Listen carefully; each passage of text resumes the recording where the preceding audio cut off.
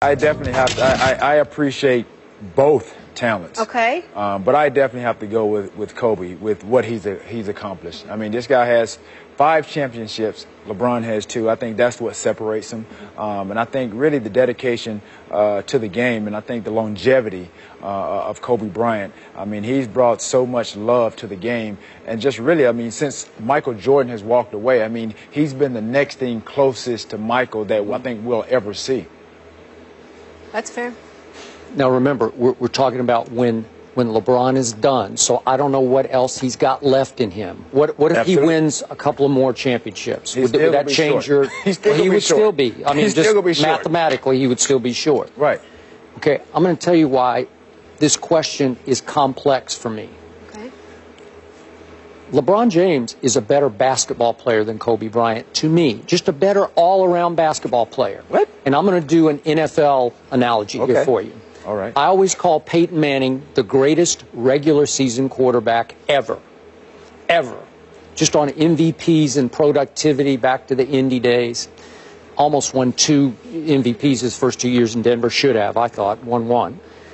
And when I look at LeBron, he's that guy. I think he's becoming the greatest regular season player I have ever seen because he does so much. As you well know, he's about, I'll give him, he says 6'9". He's right around there, 6'8", 6'9". And I think Cleveland is best today when he plays point guard because this man can flat out handle it and pass it the way Kobe never dreamed of passing the basketball. I'm talking about the gift now. I'm talking about that Magic, Stockton, Jason Kidd gift of passing the basketball. LeBron James has that. And if I just look at the numbers, if I look at Kobe's numbers through his first 13 years versus LeBron's up to date, which is now year 13, you know, LeBron's 27 a game, 7 rebounds a game, and 7 assists a game. And Kobe through 13 years, we're going back 7 years, but he was 25 a game, 5 rebounds, and 5 assists. LeBron's a better defender, I think, even though Kobe made some first-team all-defense. I thought that was a little exaggerated. LeBron's just a better defender than Kobe. So I'm doing all-around basketball. If you made me take somebody for 82 games, I got to tell you, I'm taking LeBron James as a basketball player. Okay, I get that. Okay, but if it came down to the last second of the game, who are you going? Oh, you got Kobe or LeBron? Guess what? Now I'm doing my NFL analogy. I'm going to finish it. Kobe is Tom Brady for me if I do the NFL because I want the ball in Brady's hands at the end of the game. He almost beat Denver at Denver the other day. Came down to the 2-point. I'm serious. Right. He had no protection. He was getting crushed, and he kept getting up off the grass saying, I'm going to throw another one, I'm going to throw another one, and he almost won. It was 20-18, okay? That's Kobe-esque or vice versa, right? Okay.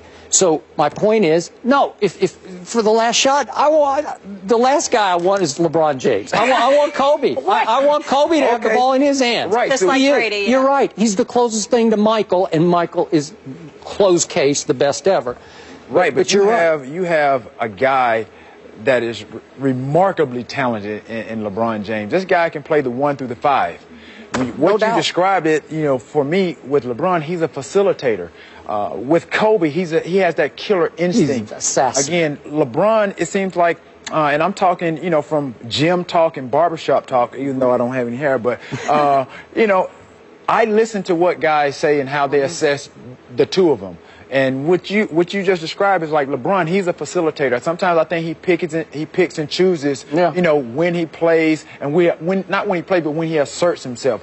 When, you know, with Kobe, from the jump ball, he's in attack mode. And I think that's what really kind of separates the two, although both of them are great athletes. And I think we make both arguments, but I think at the end of the day, I think the only thing that's going to separate those two, that does even now, is the championships. And I think LeBron, again, if he can get to that level, then you put him in the conversation. But he's definitely one of the most remarkable, phenomenal athletes that we've seen in this time. No doubt. But to your point, even if LeBron, let's say he wins 2 more championships before he's done, that gets him to 4-4 in the NBA Finals. Well, I can't, Stephen hates it when I say this, but I can't erase the 4. He lost 4. He had one terrible meltdown against Dallas. You remember that one? And then against my Spurs going back 3 years ago, Game 6, the Ray Allen shot from the corner. Right. It got LeBron off the hook because he was melting down the stretch of that game. He had like 3 turnovers in the last 3 minutes of that game.